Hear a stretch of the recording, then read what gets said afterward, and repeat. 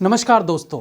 कहा जाता है कि पत्रकार को निष्पक्ष होना चाहिए। यदि उसका किसी पार्टी या किसी दल के प्रति लगाव है और वो लगाव उसकी पत्रकारिता में भी दिखाई दे तो फिर उसे ईमानदार पत्रकार नहीं कहा जाना चाहिए। लेकिन ऐसा होता है क्या? नहीं, क्योंकि आखिरकार पत्रकार भी एक आम इंसान होता है। देश दुनिया की बहुत सी चीजें हैं जो उसे प्रभावित करती हैं। बहुत से नेता होंगे जिनसे वो प्रभावित होता होगा। बहुत सी फिल्में होंगी जो उसे पसंद या नापसंद आती होंगी।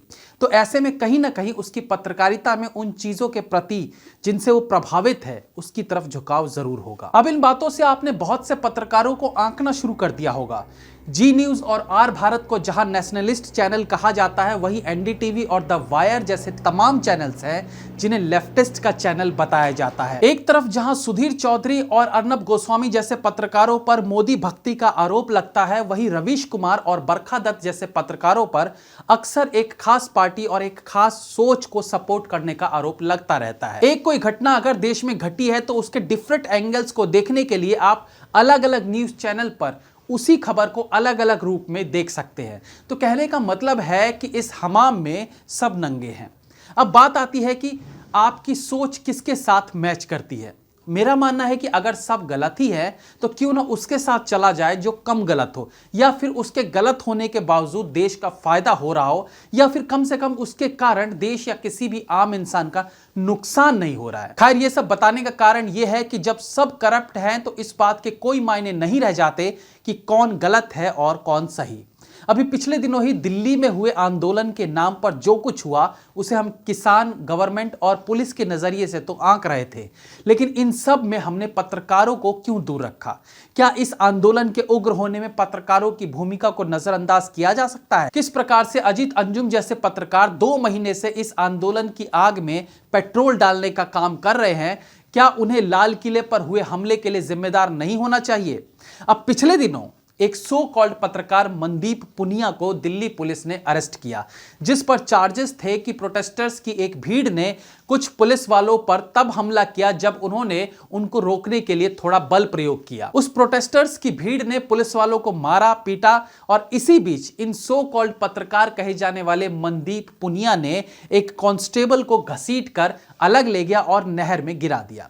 इसके अलावा एफआईआर में यह भी कहा गया है कि मनदीप पुनिया के समर्थकों ने कार्यवाही में भी कई प्रकार के विघ्न डालने की कोशिश की। मनदीप के वकील का कहना था कि वो वहां पर पत्रकारिता कर रहा था और बाकी के कई पत्रकारों से पूछताछ हुई और बाद में उन्हें छोड़ दिया गया था। पुलिस का कहना था कि दूसरा जिसे गिरफ्तार किया गया था उसके पास प्रेस कार्ड था तो उसे छोड़ दिया गया, लेकिन पुनिया के पास प्रेस कार्ड नहीं था, जिसके लिए मनदीप के वकील ने सफाई दी है कि पुनिया एक फ्रीलांसर पत्रकार है, इसलिए उसके पास प्रेस कार्ड नहीं है। जबकि अगर आप फ्रीलांसर भी हो तो भी जिस मैगजीन या पोर्टल के लिए आप लिखते हो एज एन फ्री जर्नलिस्ट आपको प्रेस कार्ड उपलब्ध करा सकता है। हालांकि ये जरूरी नहीं है, लेकिन फिर ऐसे आप ये कैसे तय करेंगे कि कौन पत्रकार है और कौन आंदोलनकारी?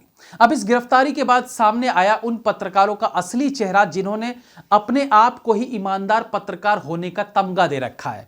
खुद ही वो चिल्ला चिल्ला कर कहते रहते हैं कि हम करते हैं ईमानदारी वाली रिपोर्टिंग, बाकी सब गलत है। अब इस सो कॉल्ड पत्रकार मनदीप पुनिया पर एक नजर डालते हैं, उसके बाद इसके सपोर्ट में आए लोगों पर बात करेंगे। मनदीप पुनिया इस पूरे प्रोपेगेंडा में जी जान से लगा हुआ था, हर तरीके से इस प्रोटेस्ट का हिस्सा बना हुआ था। इसके फेसबुक अकाउंट से पता चलता है कि इस आंदोलन में ये कितना सक्रिय था, और पत्रकारिता तो थी ही नहीं कहीं। इनके फेसबुक पर आप पोस्ट देखेंगे तो पता चलेगा ये पत्रकार कैसे हो सकता है।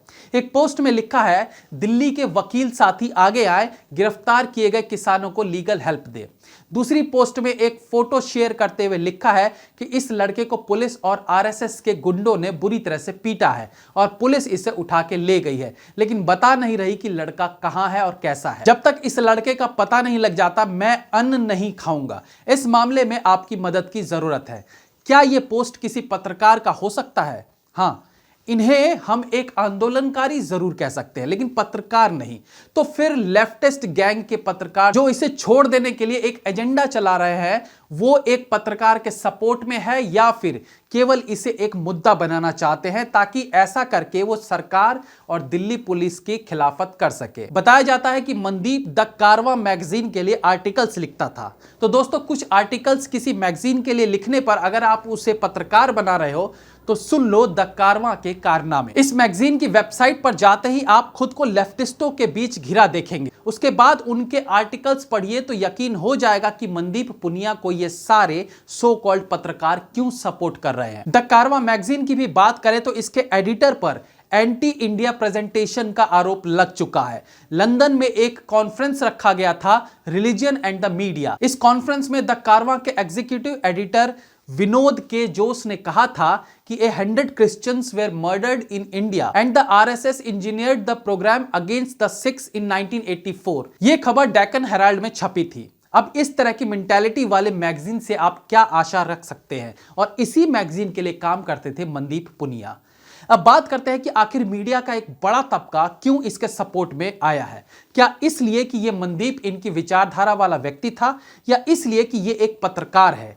एक ट्वीट जिसे लेफ्टिस्टों की पूरी टीम लिखकर ट्वीट कर रही थी, वो लाइन है, no prison is big enough to contain free speech. स्वतंत्र विचारों को कभी बेड़ियों में नहीं जकड़ा जा सकता। और इन लाइंस को उन लोगों ने ट्वीट किया जिनके बारे में जानकर आप खुद समझ जाएंगे कि यह केवल इनका प्रोपेगेंडा है। इन्हें किसी पत्रकार से कोई लेना देना नहीं है। इसे ट्वीट किया है रवीश कुमार ने, आरजे साइमा ने, जो सीएए के खिलाफ बकायदा रेडियो पर लोगों को भड़का रही थी, साक्षी जोशी, अभिसार शर्मा, स्वरा भास्कर, हार्दिक पटेल, सागरिका घोष, रोहिणी सिंह और अरफा खानम जैसे तमाम लोग हैं। अब इन सबसे मेरा एक ही सवाल है कि आज मनदीप की गिरफ्तारी पर जो तुम लोग no prison is big enough to contain free speech का नारा देकर सपोर्ट कर रहे हो, उस वक्त तुम्हारा ये सपोर्ट कहां चला गया था जब अर्नब गोस्वामी को 20-20 घंटे तक बिना वजह पूछताछ की जा रही थी।